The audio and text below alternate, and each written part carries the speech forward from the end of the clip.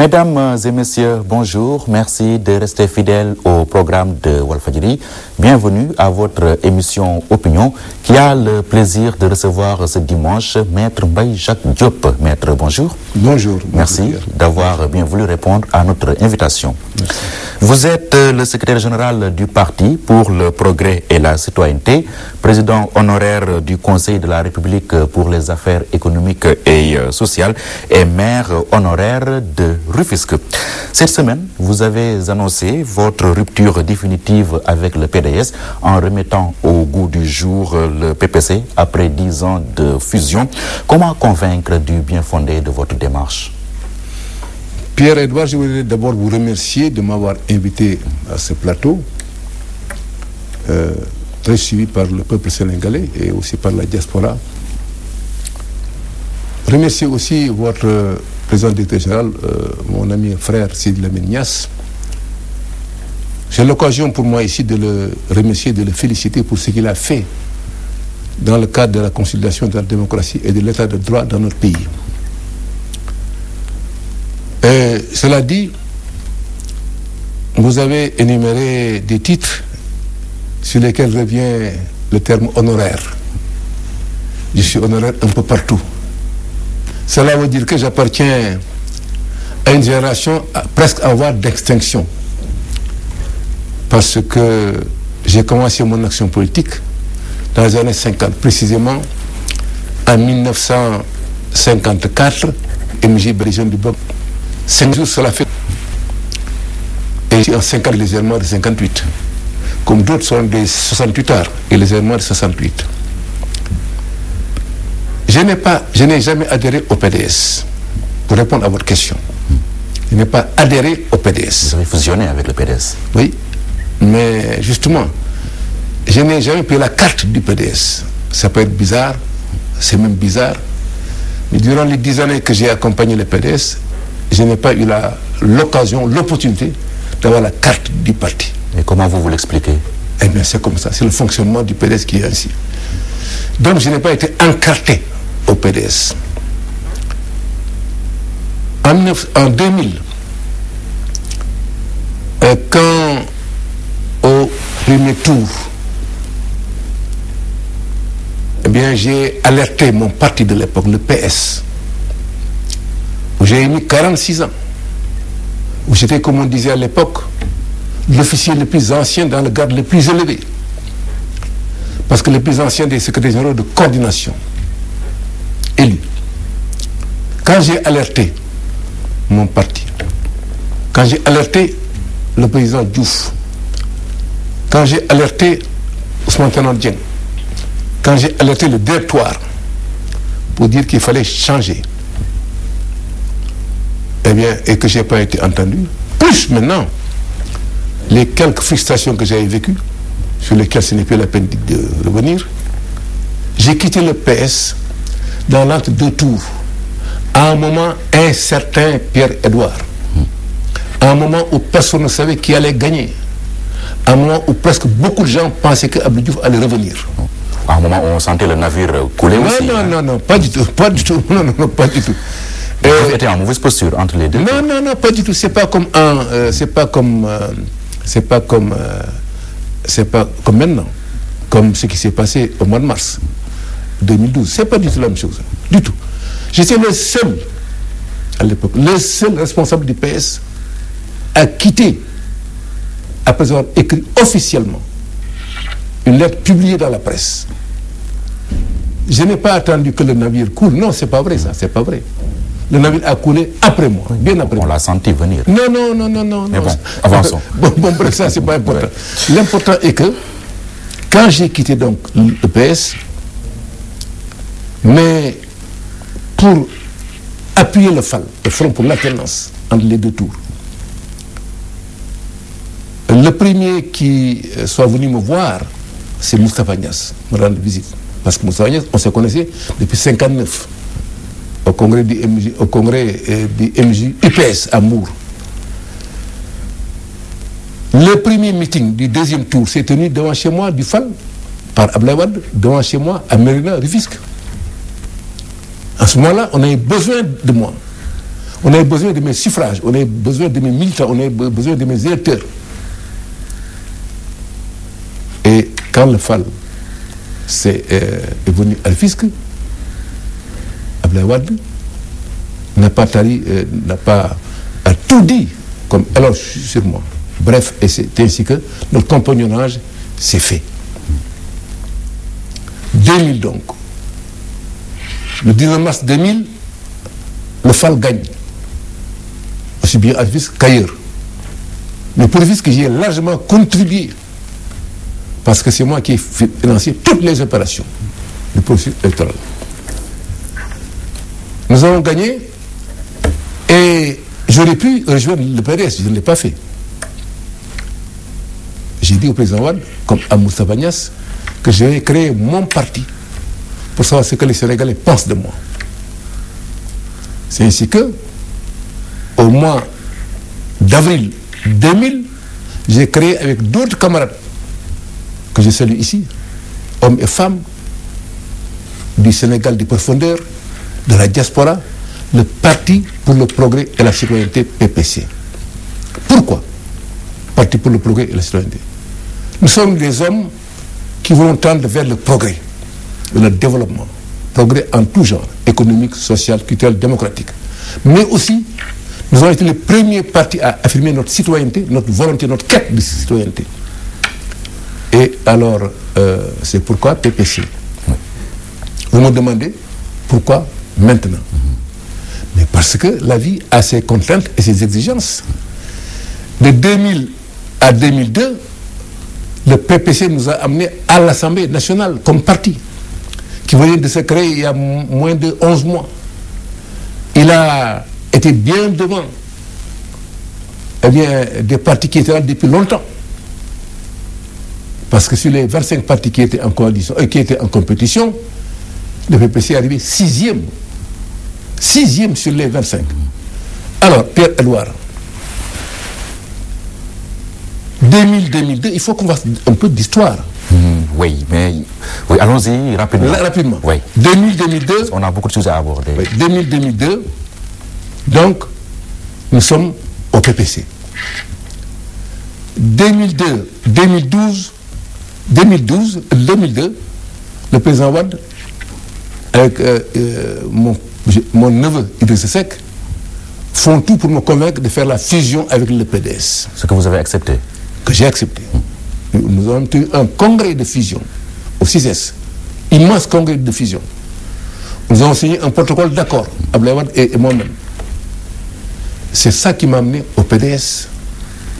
Mais Pierre-Edouard Faye, de 2002 à 2012, tout le monde le sait, comme quelles n'ont pas été nos récriminations, quelles n'ont pas été nos plaintes, quelles n'ont pas été toutes nos prises de position pour dire que nous n'étions pas considérés.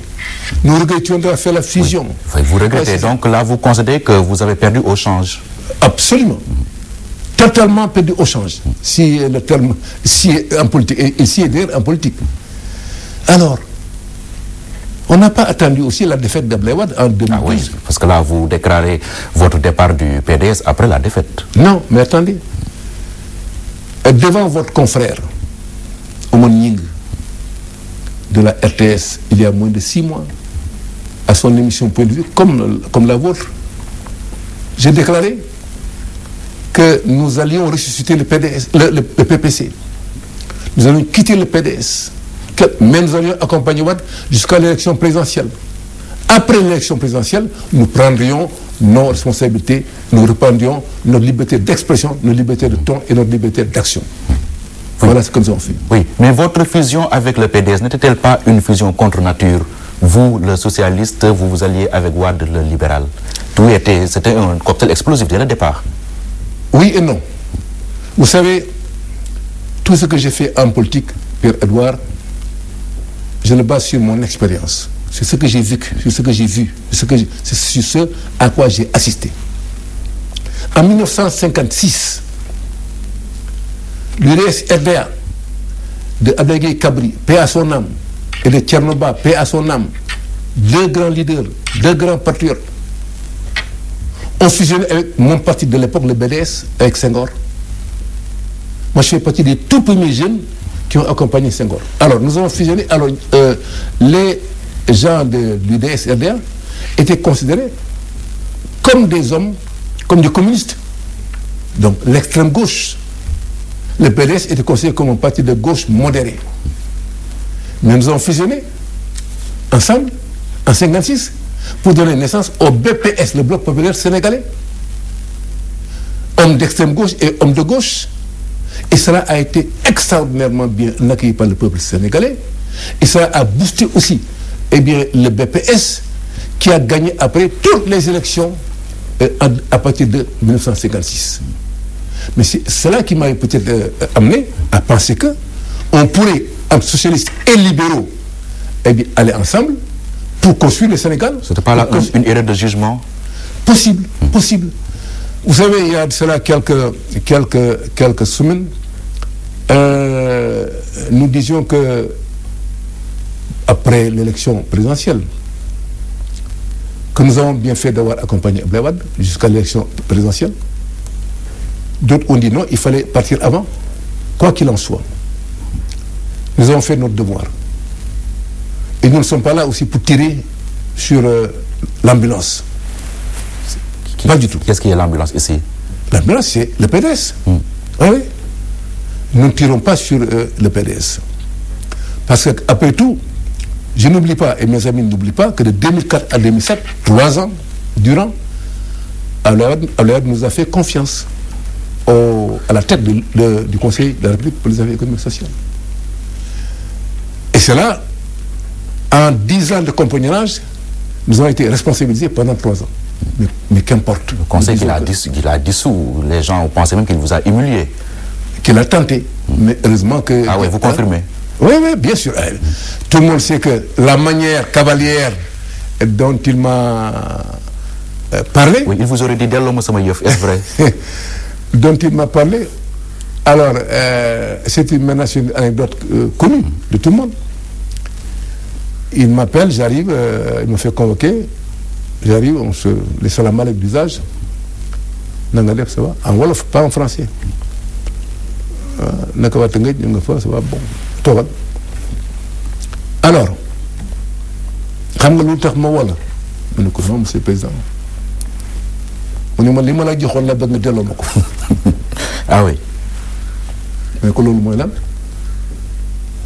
mu ne ma considérer la République bi ma la joxoon dama ko soxla la bëgg nga delloo ma ko. Alors voilà la manière. Et vous avez répondu quoi? J'ai dit je ne peux pas. Je n'ai pas fauté. Je n'ai pas commis de gaffe. Tooñu ma la en wolof. Tooñu ma la réew mi. Kon nag vous avez tenté le bras de fer avec lui?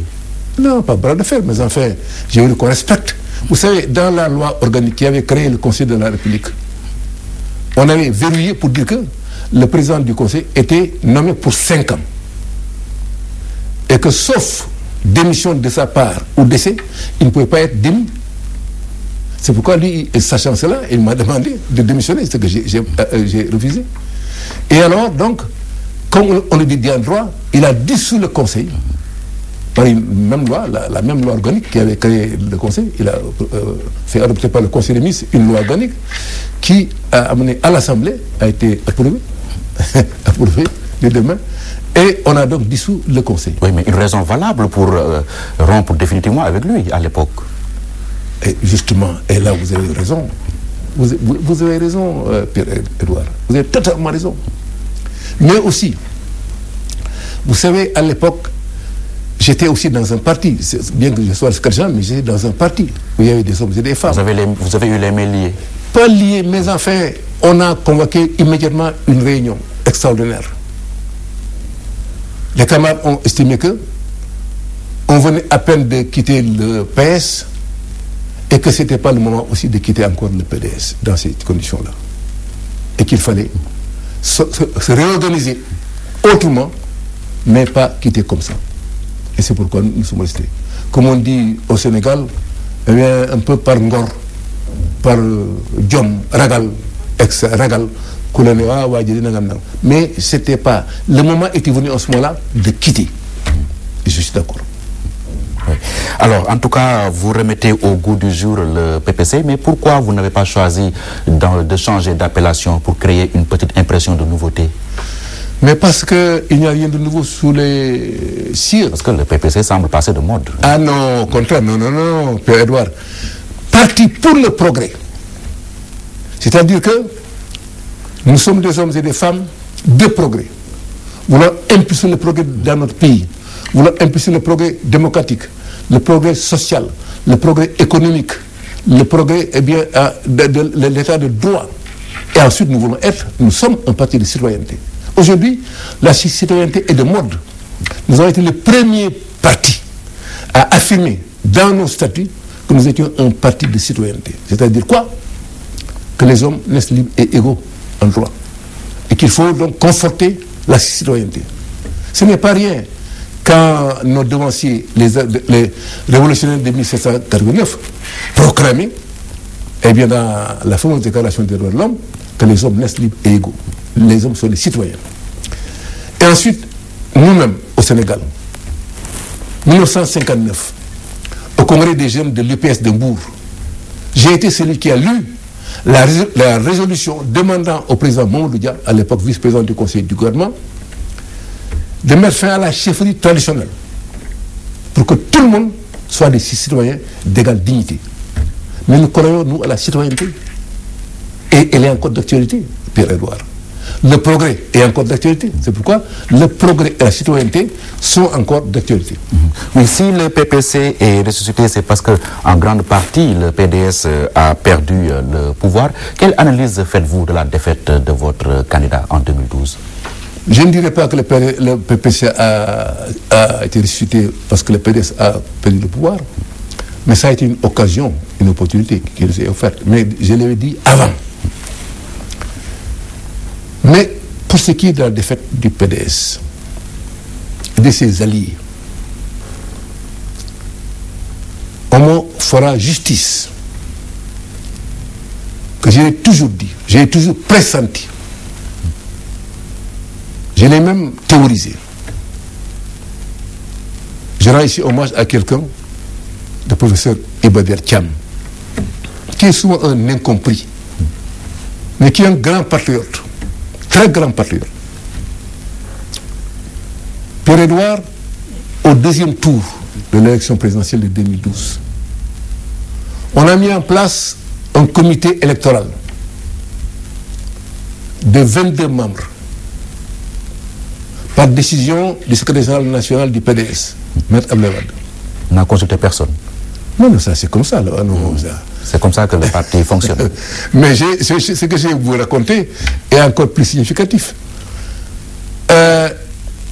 Un jour, donc, Faye, le secrétaire particulier du professeur Iba Der Thiam, fidèle lui aussi parmi les fidèles, me téléphone pour me dire, président, le professeur Iba Der Thiam vous convoque en réunion, tel jour, à telle heure, au palais de la République. Il dit d'accord. Il m'a dit, c'est une réunion restreinte. D'accord. J'arrive à cette réunion-là, je vois Mamadou Seck, Papa Diop,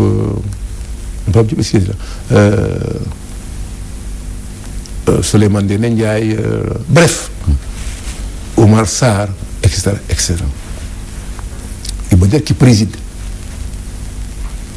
Et il commence la réunion en disant que le président de la République, mais est-ce qu'il a été secrétaire national du PDS, a pris une décision pour nommer un comité électoral composé de tous ceux qui sont là aujourd'hui autour de la table.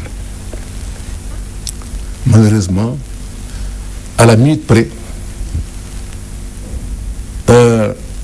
Farba Senghor, qui est membre du comité, arrive avec des papiers. Il les distribue à ceux qui étaient là. Et on voit donc la composition du comité et la signature du président Abdoulaye Wade. Mon nom ne figurait pas. Oui. Et pourtant, vous avez été convié à la réunion. Voilà. Alors, quand on l'a lu, il n'y avait pas loin de moi, il y avait Mbaye Diack. Mbaye Diack, qui est secrétaire général du parti aussi, et qui est secrétaire adjoint de la présidente de la République. Il n'y avait pas aussi son nom.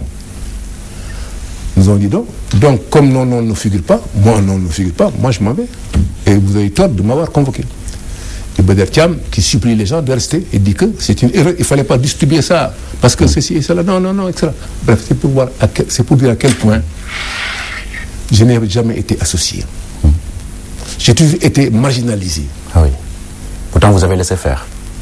Mais laisser faire, c'est-à-dire que... Mais ça, là, ce jour-là, je n'ai pas laissé faire. Je ne laisse jamais faire, moi. Jamais. Par tempérament. Mon tempérament ne me le permet même pas. Ce jour-là, demandez à tous ceux qui... Je le dis aussi en public, là, à la télévision. Tous ceux qui étaient là m'ont entendu.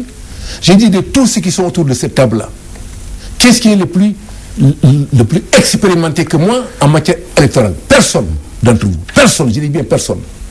En 1988, quand au Conseil économique et social, sous la présidence de Mamba Guirassy, nous faisions la première réunion pour préparer le code électoral. Qu'est-ce qui était là-bas parmi vous? Personne. Depuis lors, j'ai préparé toutes les réunions, toutes les rencontres sur le code électoral. Alors, je suis secrétaire général d'un parti fusionnant, eh bien, je n'ai pas été pris en compte. Bref, donc... Finalement, vous êtes parti. Oui. Et on m'a rattrapé pour me dire de revenir. Et ce n'était pas nouveau, ça. On se souvient aussi d'une autre journée où, en comité directeur, élargi, parce que c'est élargi, je ne veux pas tout dire. Ah oui, il faut le dire, hein, c'est vraiment de tout dire. Non, c'est pas possible, on ne peut pas tout dire, c'est pas possible. C'est comme si aujourd'hui, j'étais là, moi, pour faire le procès du PDS. Non, je ne fais pas le procès du PDS. Oui, on fait le bilan. J'ai fait le procès de l'action militante du PDS, qui a concouru à la défaite.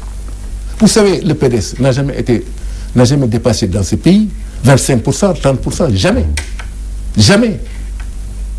Je l'ai toujours dit aussi ça. En 2000, le PDS part pour, avec 26, 27%.